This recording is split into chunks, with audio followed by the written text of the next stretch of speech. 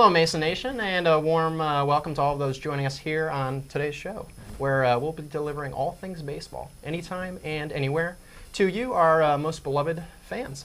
My name is Aaron Witten. And I'm Ryan Donahoe. And today we'll be discussing and analyzing the top trades that went down in an uneventful but still important MLB offseason. Yep. So we won't digress, so let's go right ahead and get into today's segment. So, like you said, I'm going to be talking about the trades, the biggest and baddest trades from this MLB offseason.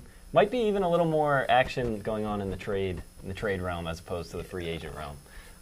So, as you all know, in the past, while there are many trades that came to fruition, such as Garrett Cole to the Astros was a big one, Evan Longoria to the San Francisco Giants, and the Dodgers and Braves have been dumping salaries, like we'll talk about. Bunch of big contracts that they're getting rid of. The headlines coming out of today are right here. I'll give it to you. So the Miami Marlins were the big pushers. So they were getting rid of people left and right. Whole outfield is just gone. They traded Marcell Ozuna, who had a monster year last year, to the St. Louis Cardinals in exchange for prospect Sandy Alcantara, I believe. Man, this name I can never get. Something Manerius is what I'll say. Sierra, Zach Gallen, and Daniel Castano, all good guys, all good players. Hopefully, maybe 5 years. I don't know. Whatever. We'll see. Marlins might be good again. Ozuna hit .312 last year with a .376 on base. He had 90 runs, 37 home runs, and 127 RBIs, or 124. So very productive in 2017.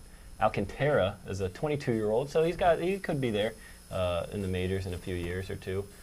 He's a fireballer, seen as a front of the rotation type starter, is the crown jewel of the package for the Marlins. He was the big guy in the Ozuna deal. So I don't know. What do you think about it? How do you think that what they're getting for him? You think it was worth it? Well, you know, of all the three, I mean, we'll discuss more of who they traded, who Derek Jeter and company traded, but Ozuna probably would have been the one that I wouldn't have traded. Yeah. Just because I think he was extraordinarily productive compared to the salary that he was making. And he's just been a good player. He had a 5.8 WAR last year. Yeah. So, you know, some of that sabermetrics. Yeah, they had a good outfield. Yeah, he was really good. He hit 37 home runs. I mean, it was the first year that he produced above a 5 WAR, but I feel like if they'd kept the lineup together, they definitely could have anchored something bigger. You never know. But now, outfield gone. So, whatever. And then Alcantara's not bad either. He's supposed to be good. He's got a live arm. He came up with the St. Louis, with the Cardinals last year at the end in the bullpen, so we'll see what he can do with Miami. All right, so the next thing, so the Marlins, once again, Miami traded outfield Giancarlo Stanton to, of all teams, and he rejected 2 trades too. New York. Yeah, it's the not the New York Giants, the New York Yankees for second baseman Starlin Castro, who they had to trade just because of salary purposes. And then prospects Jorge Guzman and Jose Devers. Jose Devers is the cousin of Rafael Devers of the Boston Red Sox. I didn't even know that. So the prospects, they were a little light on the package, but in return the Yankees had to, absorb a lot of that salary. So Stanton last year had a .631 slugging percentage, which was second to our most recent signee, J.D. Martinez, who had a .690 last year. Red Sox. So packing some punch in that Boston lineup. But going back to Stanton, he had 59 home runs, 132 RBIs. He strikes out a lot. He had 163 strikeouts. But he was crowned the 2017 NL MVP. Pretty surprising. For obvious reasons. Yeah. So Guzman, another, he's a hard thrower, but it's a lot of his talent is overshadowed by control issues. But he has the potential to be a legitimate bullpen ace and end-of-the-game changer. And then, so my question to you, Ryan, I believe it's a straight salary dump, even though he is really good, but at the end of the day, is he really worth what he's getting paid? I would say probably not. It's hard to, all these contracts just keep getting bigger and bigger. It's hard to be worth $325 million. That's a lot of money. 60 home runs, though, in New York, and the money that they could bring in from him with the Judge and Giancarlo outfield, maybe they get some return on that. So I think if anywhere in Miami, $325 million, you just can't take it. But in New York, I don't know. They got a big market team there, so hopefully maybe they can bring some people in with those home run hitters and the massive giants that they'll have you running around. And then one interesting aspect on his contract, he does have $285 million over 11 years, still do. I did a little bit of the math, so if 1 WAR is equal to $8 million, he'd need to provide at least 3.24 WAR each season.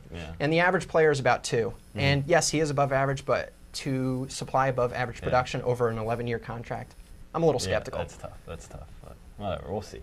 So finally, to round out the Marlins outfield, they also traded Christian Yelich, another good player. They had a good outfield to the Milwaukee Brewers. They received Lewis Brinson, Isan, other names I don't know, Diaz, Monty Harrison, and Jordan Yamamoto is my guess. Yelich, he had a .369 on-base percentage, 36 doubles, 18 home runs, 16 stolen bases, and a 3.9 WAR in 2017. So he was productive as well. Pretty much the only guys they really had on that Miami offense team last year. But they got a lot back for him. They got a good return. They got Brinson, who is the center fielder, power hitter, who will slide into the 2018 opening day role, they say. So he'll be playing immediate impact there. Harrison, on the other hand, is a potential 5-tool player. Diaz has a great pop. He's a middle infielder, so if you can get those guys that'll hit home runs for you, they can usually be productive. Who do you think, though, out of those guys could be the most productive? That's Ryan. That's a great question. I think you bringing up Harrison being Harrison. Monte Harrison being a 5-tool player. He's an outfielder. He still needs a little time to develop, but hey, I mean, if they say he has the skills, he's got the skills, and I guess we'll have to see if he pans out or not, or else. I'm optimistic he's going to pan out, or else they wouldn't have traded for him. You know what I'm saying? But I personally wouldn't have traded Yelich because he's so good. They're all good. I mean, he's a legitimate 5-tool player. He's got the power, the hit tool, the fielding. He's got an arm. He can steal bases. So they all say the 5-tool player is the 5-tool player. So is anybody? I mean, is Harper a 5-tool player? I don't know. He might be. All right, he's a big 4-tool player. He's definitely except at least the speed. He's got some speed, but maybe not stolen bases anymore. But I don't know. If, like you said, that if Yelich pretty much is a 5-tool player now, you're trading another guy for a potential 5-tool player. But I guess you're thinking in the future you'll be better than you are currently. Getting some team control for Monte Harrison, right? Yeah, that's true. But we'll go to the fun fact of the day, everyone's favorite segment. A little preseason betting for all of you gamblers out there. According to OddsShark, is the website that provides sports betting lines, the Los Angeles Dodgers have the best odds to win the World Series at +500. Hopefully that doesn't happen. The Astros come in at second at +550, and then leading up the back end is the Nationals at 800 and the Indians at 850. So a bit of a drop off after the Dodgers there. But who do you think? Who do you got in the World Series? I'm obviously rooting for my Boston Red Sox, but I could see the Houston Astros repeating. They got a really good. They got Garrett Cole, just as we were talking about. Yeah, Garrett Cole. Yeah, that's a big. As if their rotation wasn't good enough already. Yeah, but obviously it's going to be the Washington Nationals. But that'll be it for us today. Thank you all for tuning in. My name is Ryan Donahoe, and I'm Aaron Witten, and we'll see you next time.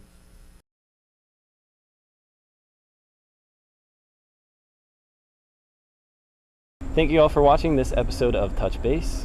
And make sure you follow Mason Cable Network and Touch Base on all forms of social media, and tune in for our next episode.